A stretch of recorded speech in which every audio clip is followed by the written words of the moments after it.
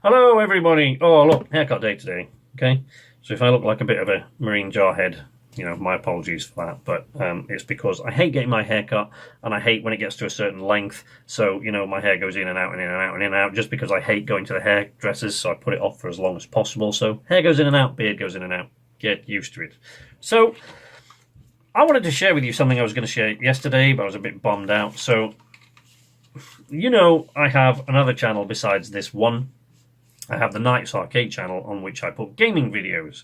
Now, that is far and away my more successful channel. It's way, way more successful than this one. And so it's the one that I concentrate the most on at the moment. And I capture gaming videos, but I don't have my Xbox here in the office. I capture them off the Xbox at the moment. I did used to on PC, and I will in the future, but at the moment it's all on Xbox. The Xbox isn't in here, because all my voiceover stuff's in here, and this is a tiny little room, and this apartment is boiling. So, first of all, there's no room to put the Xbox in here. Second of all, even if there was, it kicks out way too much heat to put it in here. And thirdly, other people play on the Xbox in this house besides me, and when my older children come over, we all play together. So it's in the living room with the big TV and everything else in there. All my other equipment that I need to record is in here, except I do have it plugged in constantly to my AverMedia HD2 capture card, which is on top of the bookcase in the living room, and it's plugged into my TV and my Xbox. That captures all my in-game video and audio. But I narrate my videos as I play them. So when I'm going to do recording, I have my big boomer dynamic Procaster mic here. And it's clipped to a shelf above my desk here. So when I go in there, I just lift it out of there.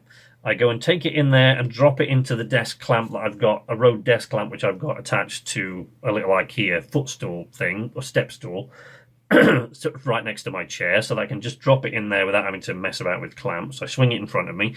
That then goes via XLR into my Zoom H4n, which is the oldest piece of audio equipment I've got.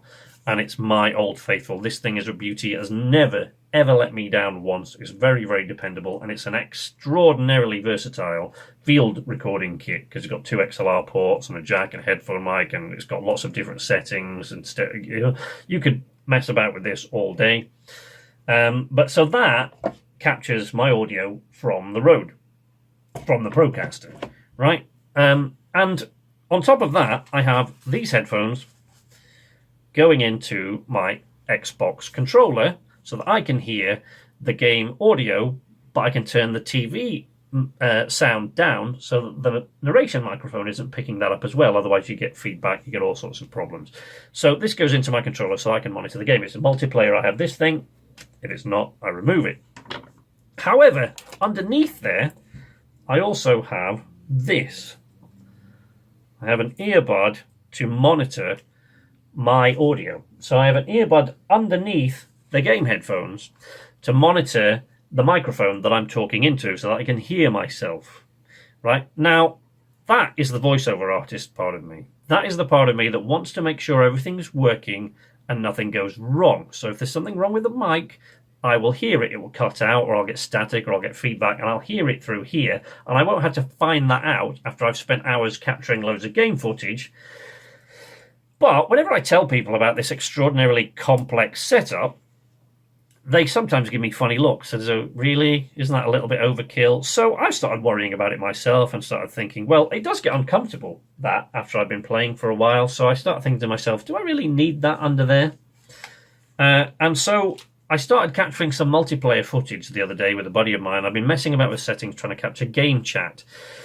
And then we recorded for like 4 or 5 hours. We played this game for hours, and I was recording all the time, narrating, and I thought this will be great when I put it together. Only when I was in the edit did I discover that I hadn't been recording on the Procaster. I tweaked the settings by accident, and I'd been recording on the H4n's onboard mic, which is great, but it was pointing in the other direction. It's useless, and the sound is terrible.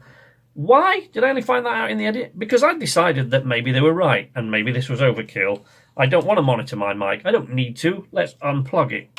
Had I been monitoring my mic, I would have known that while I was playing, and I wouldn't have had to wait until I got into edit to find out that those 4 hours of recording were useless. So the lesson here is, if you've done something a certain way for a certain reason, all the whole time along, Keep doing it no matter how many funny looks you get.